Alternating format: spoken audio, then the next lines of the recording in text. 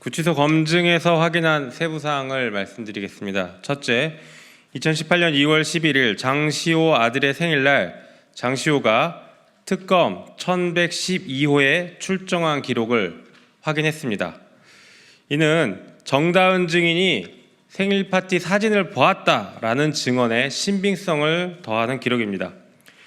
김영철 검사는 이때는 이미 대검으로 자리를 옮긴 후라며 변명을 하고 있으나 어느 누구도 생일 파티의 장소가 김영철 검사실이라고 한 적이 없었습니다. 이제 특검 1112호가 누구의 사무실인지 확인해야 할 것입니다. 둘째, 2017년 12월 6일 그날 재판은 14시에서 14시 40분까지였고 서울구치소 기록에는 16시 05분 법정 구속이라고 기재되어 있었습니다. 16시 05분 법정 구속이란 기재 내용에 정확한 의미가 불명확합니다.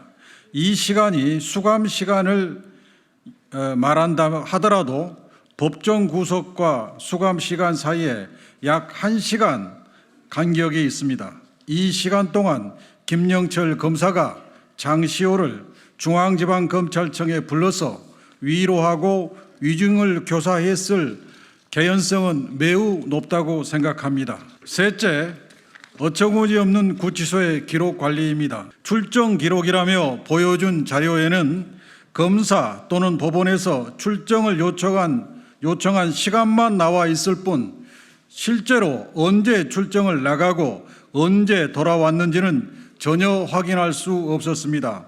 심지어 장시호가 법정 구속당한 2017년 12월 6일 입감 기록을 확인하기 위해 구치소 측에 여러 자료를 요구하였으나 정확한 입감 시간을 알 수 없었습니다.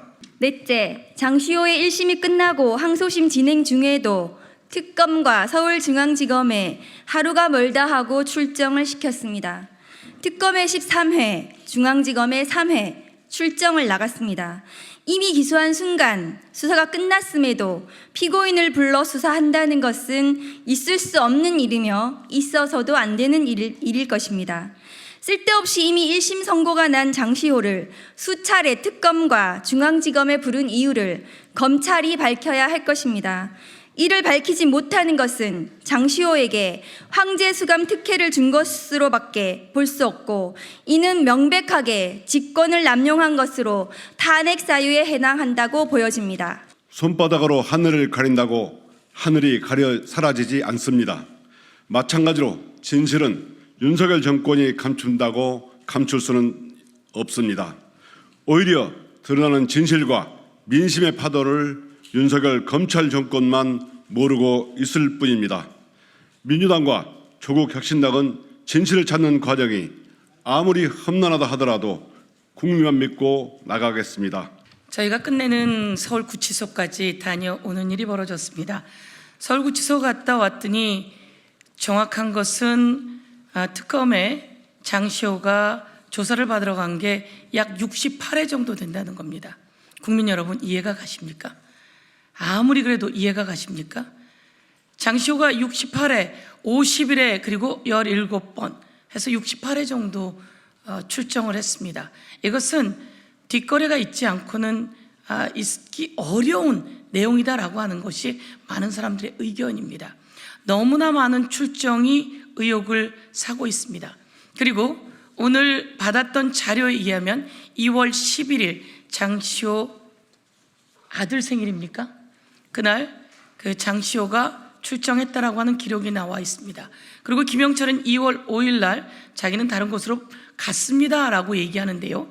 2월 5일 직전인 2월 4일에도 장시호가 특검에 갔었던 기록이 오늘 확인되었습니다. 그리고 저희가 확인하는 과정에서 좀 특이한 게 있었습니다.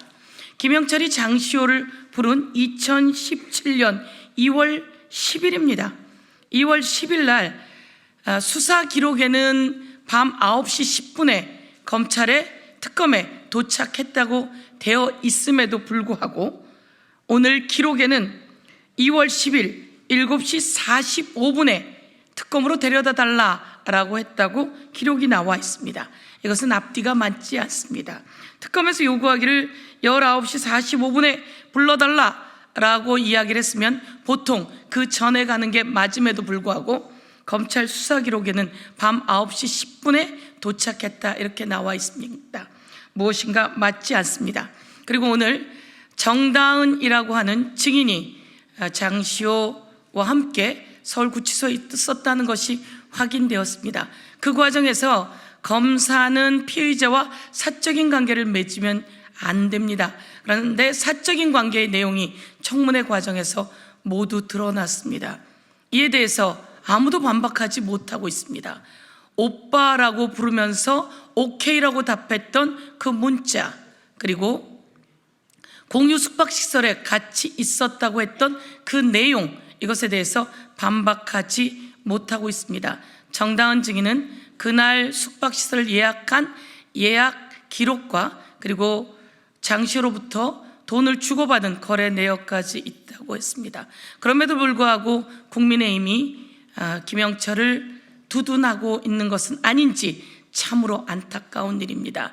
김영철은 잘못한 게 있으면 국회에서 이를 다 따져 잘못에 대해서 처벌하게 하는 것이 국회가 해야 될 임무라고 말씀드리겠습니다.